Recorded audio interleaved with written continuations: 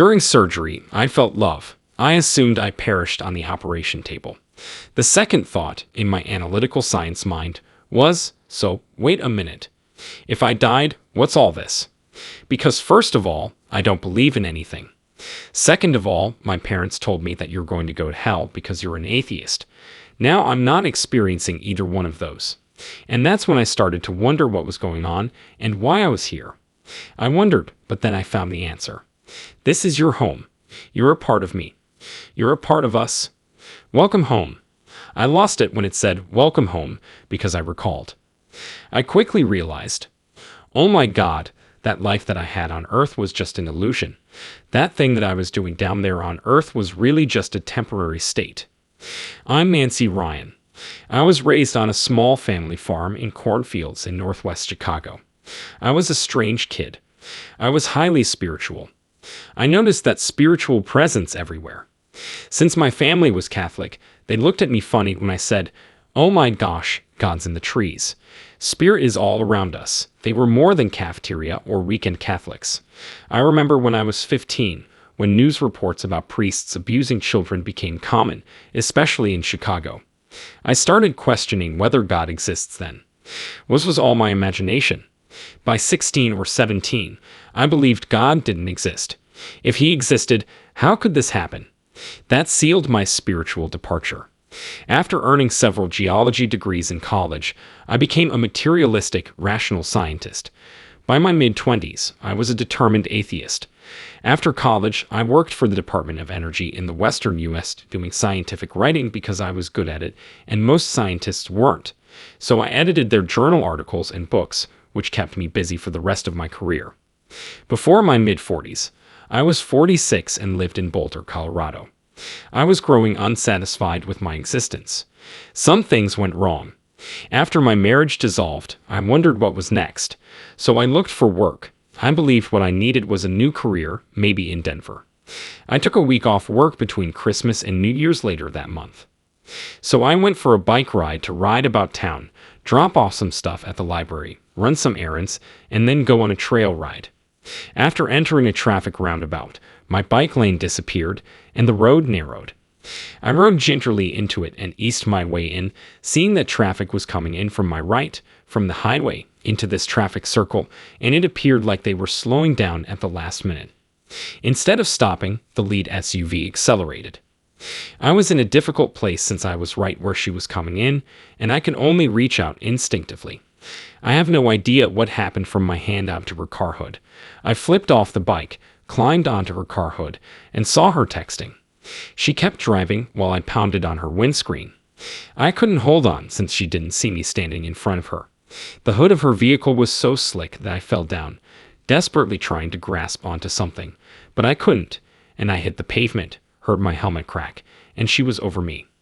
I grasped her axle with my right hand as my backpack got hooked on something under her vehicle. She dragged me for an unknown amount of time, at least 60 feet.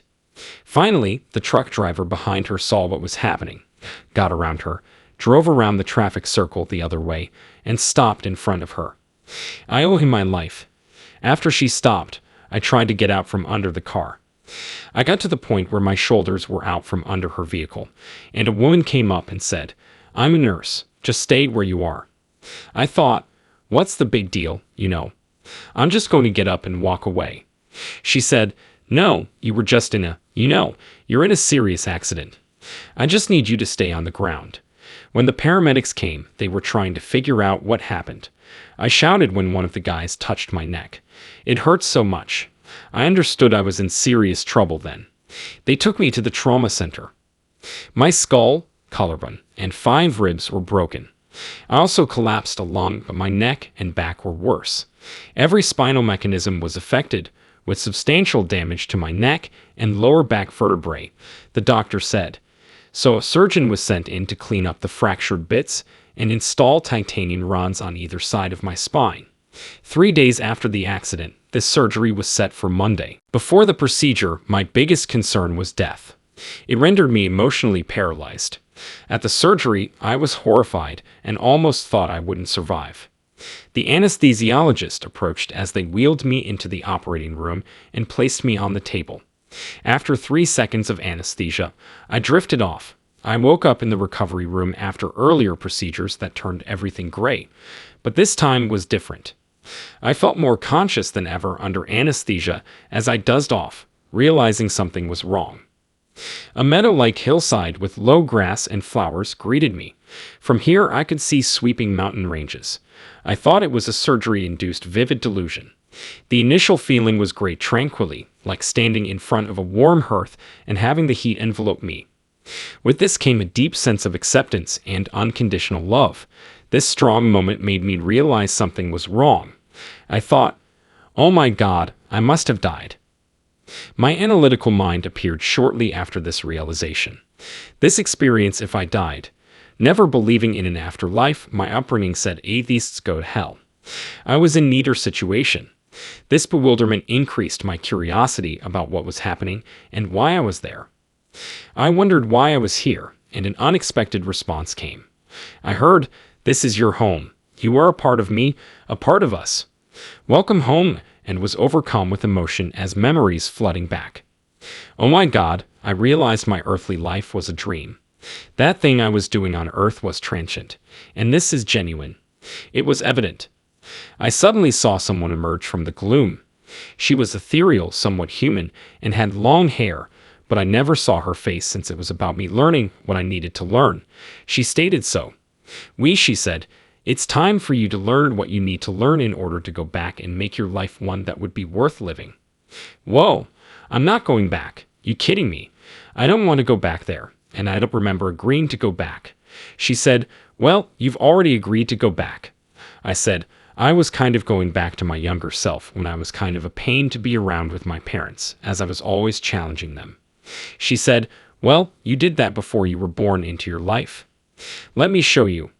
And it was like a movie scene where she showed me arranging my life before I was born in the air in front of me. I saw that the experience was arranged. When I looked behind me, all I saw was fog, a hazy gray. In front of me was a colorful forest, canyon or mountain, but behind me was nothing. "What's up?" I asked her. She responded, "Your current location is not your final destination." She said, "In this place, it is your place of learning, and here, what we do is we're making this an environment that is comfortable for you to learn in, things that you enjoy, places that make you feel comfortable, and that will allow you to learn what you need to learn in order to go back and make your life one that's worth living." She taught me about this spiritual place I was in and that everything was based on a spiritual principle. Every sight is a deception. The more I thought about it, the more I believed it. I coded, my blood pressure dropped, and my heart rate halted for the same amount of time on the operating table. The flat line was little more than 2 minutes. If we accomplished what I did in terms of travel and learning, it would take 2 to 3 months here, but it seemed like forever there. You know, quote, time was different. That taught me that they are spiritually outside of time, not that time goes differently. I stood in one area and saw my life map all around me. Like an old nautical chart, this virtual reality map was all around me. I was in the center, looking around a giant compass rose, and I could see trails from one end of the map to the other. I knew those were all my options up to this moment. A lot of paths branch off from where I was but return to the same area. That lesson taught us that there are numerous ways in life that lead to the same location. So there's no certain right path. Symbolically, the compass rose was centered in my heart. Her third lesson was that you can't simply use your head to make judgments. You also need intuition or inner knowing. Balance those two so you're making comprehensive decisions rather than analytical ones, she said. I had fully overlooked that till then. That didn't interest me. I had a life review afterward. Please note that I didn't know these terminology at the time. I didn't know about NDEs or life reviews. All of this was new to me. She took me up a meandering mountain valley into what looked like a pond in the mountains and said, "Well, I want you to kneel down by the side of the pond and just touch the surface of the pond." I did, and then sat back on my heels to watch the ripples. On top of the waves, I saw small pockets across the pond that seemed like recordings of individual occasions in my life. I was back in it when I focused on one. I was back in it, experiencing everything from my perspective and from the other people's, and I could feel everything they felt as if it were mine. That struck me because when I helped someone or said something nice, I could feel their spirit rise and how buoyant they felt. Also shown were the downstream repercussions of those activities. I witnessed how encouraging and uplifting words helped people be more positive with others. This concept held that every connection, whether verbal or unspoken, had an energetic or spiritual component that affects others.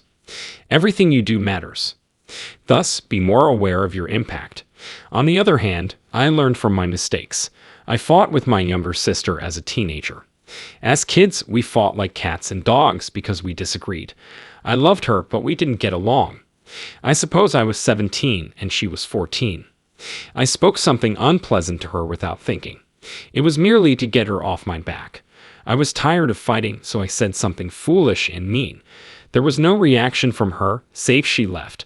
My review showed me how much I damaged her at that moment. The second thing that always gets me is feeling her anguish at what I said. That was the largest learning lesson ever, and I hope I could teach people how their actions, words, and influence affect others. I just realized, okay, I'm changing the way I connect with people right now. That great aha moment awakened me up like nothing else. Since returning here, I remember that practically daily, which informs my daily interactions. I'm cautious about my social interactions. I looked up and saw clouds for the first time in my entire stay. Like kids hunting for animals in the clouds, we were just looking around. We did that for a while, and then she got up and said, "Well, it's time for you to go now." I was upset because I believed I had passed a test and would stay. I planned to dash past my teacher and keep running until I found where I was meant to go. I wanted to do it. I thought, well, if I pitch a tantrum enough, they'll simply let me stay. I started crying with her, so she lay hands on my fractured shoulder, ribs, and right up here, because my sternum was cracked. I woke up in the recovery room after she sent me back. When I woke up, I was screaming and upset. The nurse helping me leaped back when I was angry to be back. But I said, "Where's she? Where's she? Leave, can I return? Can I return?" I'm sure they thought I was psychotic. I calmed down when the anesthesiologist talked to me. I kept pleading, "Can you send her back to me? Please return her to me." They didn't know who I meant. They took my waiting room pal, and I feel terrible for her. I said, "That's not who I'm talking about," when they showed her. "I don't want to see her. I want to see the woman I was with during surgery." They said, "What the hell is going on?" I finally realized, well then, my reasonable thinking kicked in, and I remembered everything. But I thought, well, you need to shut talking because they don't get it. They don't understand your experience, so I stopped talking. One of the Lutheran hospital chaplains visited me the next morning. She went in, asking, "Are you awake?" I knew who it was and shouted, "Oh, thank God you're here." She arrived, and we discussed what transpired. She was incredible. If she hadn't responded positively, I may never have told anyone again. But she was kind and positive and stated that I had died. She said, "Well, you had a near-death experience." So I said, "What?" I had never heard of an NDE until she said, "Well, it's a thing, people die, and we bring them back, and then they have this." She made me realize I'm not insane. An authentic experience. She added, "Now you need to start thinking about what this means for you," because I knew, and she was trying to get me to understand, that this might blow my life open in ways I never imagined possible. It changed everything I believed about reality and truth. I realized I had a choice. I could go back to the way things were, deny all that had happened, deny the experience, and deny what I learned. Because it was predictable, I felt comfortable on that road, even though I didn't enjoy it. This other path was unknown. If I knew I could appreciate what I learned and keep learning, but without knowing where it would lead. Since I was still in science, I worried about my career. I was terrified that people would see me and think, "Oh, she's insane. We're not going to hire her." I thought I'd never have a science job again. 2 weeks after returning from the hospital, I decided to try this new road. I don't know the outcome. It was incredibly fast healing. I was out of the body cast in 2 days over 4 weeks, and they predicted 16. I started meditating in nature daily. One of the things I started doing helped me gain soul awareness. Learning gratitude is the second thing, which sounds easy but has a significant influence. Before getting out of bed, I was glad for just being able to walk. I almost meditated on it, thinking about and feeling grateful for that. That accident may have left me paraplegic, but I'm grateful I can walk. Those simple acts of thankfulness let me focus on what was good in my life right now, and they helped me stay centered and present throughout the day. Being present and not autopiloting is key. It's easy to live on autopilot, like I did. My interest in dramas has waned. Yes, our governments are doing things, but I'm still at peace. Concerns? I have worldly cares, but I know it's necessary to be here in this reality, so I stay peaceful. All of us learn from it. However, we are more than this reality. I was learning to live from my soul rather than my human awareness. Human awareness wasn't horrible, but I was fearful and reactive. I wanted to live from that greater level of awareness because it felt better, peaceful, connected, love-filled, and joyful. Better location to be. I'm much less stressed and afraid now, which is a tremendous difference. I'm no longer driven by the material world.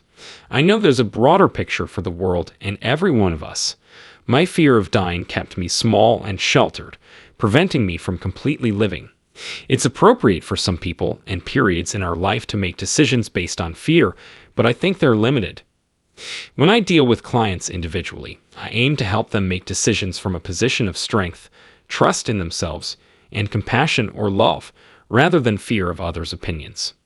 My teacher considers this a near-life experience for most souls that come here to have a life experience, which is interesting because they see it as almost life but not genuine life.